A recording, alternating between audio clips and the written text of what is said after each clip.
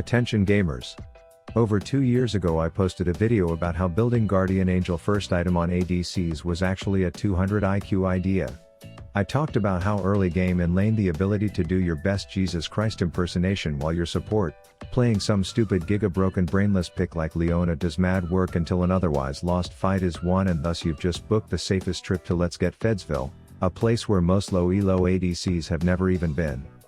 While others were subscribing to Hustlers University for money advice, I was giving it away for free with all the dirty little trade secrets like how you can get this item faster and cheaper by using certain runes.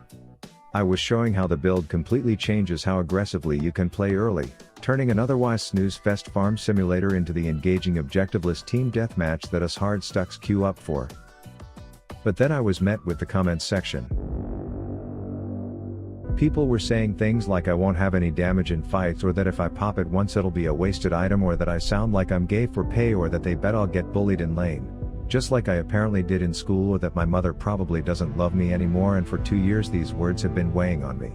I wondered if they were true. That is until I tuned into my favorite challenger rank 1 Giga Chad ADC player's stream the other night and saw this. Hey, what's up, Rav? I tuned in to see GA first item. I'm in love. Yeah. He then basically went on to say he got the idea from me just like he does for every other build, but now for those of you who don't know, this little friendly frog goes by the name of I Keep It Taco, and Jin players around the world have posters of this fella on their walls. And seeing such a renowned figure in the non-hard stuck community rushing GA, my feelings were validated. So today I figured I would show his game in Challenger and compare it to a recent game I had in Silver, to show how our skill levels are almost indistinguishable from each other obviously, but also to revisit how rushing this item was, is, and will always be big-brained. But if we are gonna talk about taco, we should first talk about the best way to get them. No, I'm not talking about Taco Bell or any other fast food that makes you sexually undesirable, and I'm not talking about spending hours cooking healthy. I'm talking about Factor 75, the pre-made meal plan that I've been using for months so that I can focus on my goals of growing a bicep one day and staying healthy without having to league my mental trauma-inducing League of Legends addiction, because I now have tasty healthy food delivered to me for way cheaper than groceries or Uber Eats. It's incredibly easy. You just select the type of foods you want to mukbang, then how many a week you want, wait for those suckers to get delivered, and bam, you are one step closer to abdominal muscles for beach season. It's super convenient to try, and using my code POGRAVJUNE50 will get you 50% off your first box, so give it a try today and let's get back to the GA. Alright, so Taco starts the game asking this. So, does anyone know why I'm getting stopwatch? I want to see if there's any big brains in chat. And I must have thought I looked like this watching him say that, because if someone was big brained for explaining the strategy, imagine if they said this exact thing over 2 years ago. Yeah, we're getting stopwatch so we can get GA earlier. But my overcompensating sense of self-pride aside, a few minutes into his game he invites his jungler to stop by around 6 and prepares well for his guest by getting that bladed Betty low and on the defensive, to which he big brain murders a few minions to hit 6, get ult and use set ult to invert her anus, and then wholesomely compliment his teammates in chat. I try to start my game with the same level of team collaboration by lane swapping, because I really wanted the Aurelia, you feel me, but they cock blocked our lane swap with one of their own, so obviously my only option was to take a solo adventure into the Forbidden Forest, because fuck if I know what I was thinking, only to burn my flash and die. But it's okay, because now we could reset the game, lane swap back, and everything would be back on pace. Bruh. At this point Taco decided to roam south more than an Alzheimer's patient who loves the beach, and it looks like his teammates forgot to read the patch notes from 2011 that talked about what towers do. Don't run from the tower, guys! Which put him in a bit of a predicament, but 3 enemies 1 Taco means there's a total of 4, which is where this counting psychopath excels, so he turns this sus bus of a situation around by taking out 2 and almost hopping himself a 3rd. And since his roam was so successful, I decided I should do the same, pay these shitters a surprise visit, see if they can spell iridocyclitis and steal their kill if they can't, like a true hard-stuck silver main. But Taco stacks his W's more than a logo at WrestleMania, so he stays bot after his beauty of a double kill, because he doesn't count all the way to 3 to just not bust a quattro nut on the song Slut right after. I on the other hand decide to head back home and see how many different ways I can demonstrate the straight silver coursing through my veins by picking a fight in the middle of the Gryffindor baby daycare and autoing a minion not once not twice, but enough times to tilt me more than a picture hung by a blind guy. But if you do the math, she had 26 health at the end and I failed 3 autos at say 80 damage a pop, so I probably wouldn't have won that fight anyways. Back to the gameplay that doesn't invoke pain to watch, and Taco is saying shit like he needs to bait this bladed bozo if he wants any alone time in lane, and sure enough it's like he has hundreds of hours of practice, and sure enough she comes in thinking this is just gonna be another one-on-one that Aurelias can turn their monitor off and win by taking a steaming shit on their keyboard, but this one was quite wrong, and in this particular case also deceased. He then big brain ults to get the wave pushing ASAP because that's apparently what good players do.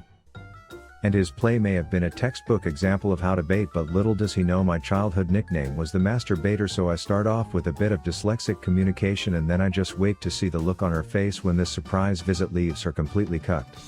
Meanwhile over in the Chalipav he's now more in tune with his teammate than a damn synchronized swimmer, and even though he whiffs a thin beam, Taco turns his L's into earning. That's what he calls learning, as he then body blocks the suicide bombing ATM right after for his teammate.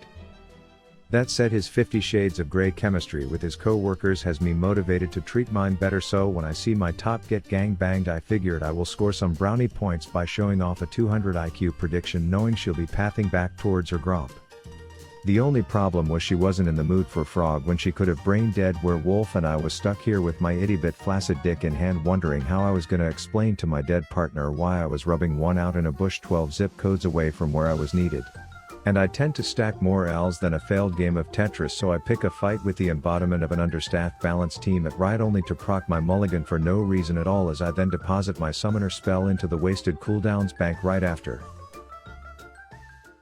But I promise there's value in rushing GA, and I just had to tag Taco in to show it. You see, his rumble may have taken a tumble, but he's in the business of avenging his fallen autofill dumbasses, so he rushes in only to be bombarded by the whole family like a chicks plus one at a family wedding. But frogs don't back away from fights as he takes one down while demonstrating exactly why this build is big brained. This would have gone way better, but Cossacks the dumb shit had to walk away to slip a fart out like it was the last item on his bucket list before he died, so the whole thing ended even. It was also around this time that I entered the Twitch chat professing my love. Hey, what's up, Rav? I tuned in to see GA first item. I'm in love. Yeah, this is like the ultimate counter versus Irelia mid specifically. This is when I realized I was doing it all wrong. I needed to be finding and fighting Aurelia because that was who it countered, and that was exactly what I was gonna do.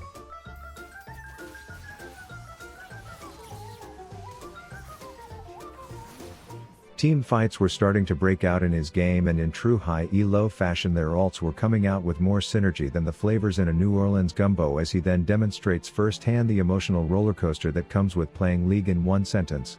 Yes, yes, yes, yes, yes! No, he didn't die.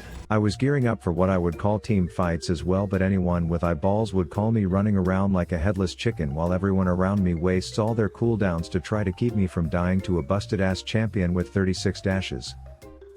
That said, his Ezreal was about as useful as a screen door on a submarine, while mine was stacking more homicides to his name than Al Capone, while I was just giddily rubbernecking my way through fights, jamming my winless weenus onto my right click button, hoping to God I don't start auto-attacking minions again.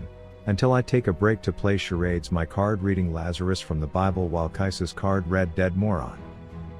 Taco was trying his best to create fruitful engagements, but the enemy team was rocking more shields than the set of Captain America, so the fights were looking more one-sided than an object with only one side, but his beefiness was enough to make Aurelia look like she paid for her fair share of boosts to get into his elo.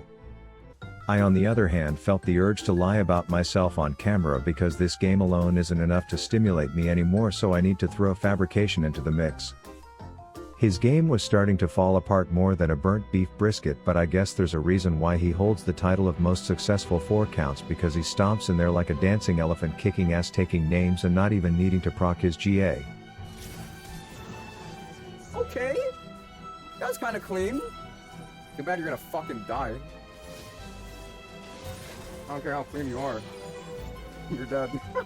That said, his team's Ellen DeGeneres was pretty much perma-sitting on the bench in this one, and even in 3v1s his weaponized Stephen Hawking was finding ways to die. I, on the other hand, was enjoying the amenities that come from playing in a rank where people could give 2 shits about their teammates or what is happening to them. He was still trying his best to put his cape on by slowly picking apart the enemy team, but it looks like even at the highest of ranks you find yourself saying there's no I in team.